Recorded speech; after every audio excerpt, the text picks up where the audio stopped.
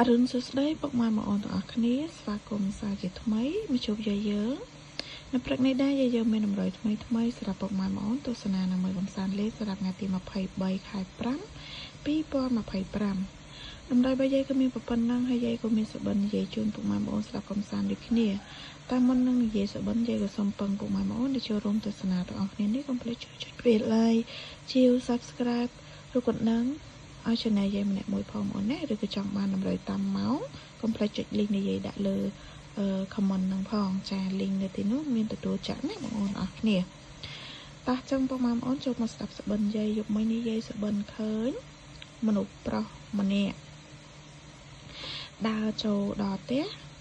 ប្រឡំខ្លួនដេកក្រោយចានៅលើគ្រែឈើណាគ្រែ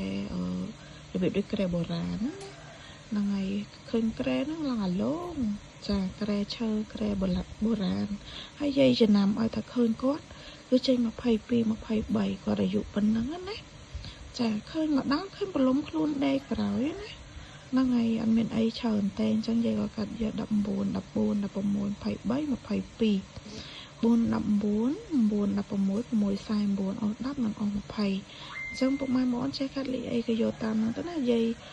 ថ្ងៃនេះយើងស្អកកឈឺកមែនតើបងប្អូនចង់ផ្ដាសាយ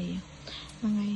អញ្ចឹងជូនពរពុកម៉ែបងប្អូនហេងសំណាងល្អទាំងអស់គ្នាណាចាអរគុណច្រើនសម្រាប់ការចូលរួមតាមដានទស្សនាអញ្ចឹងវីដេអូយាយក៏មានតែប៉ុណ្្នឹងទេជួបគ្នានៅវីដេអូក្រោយបាយបាយ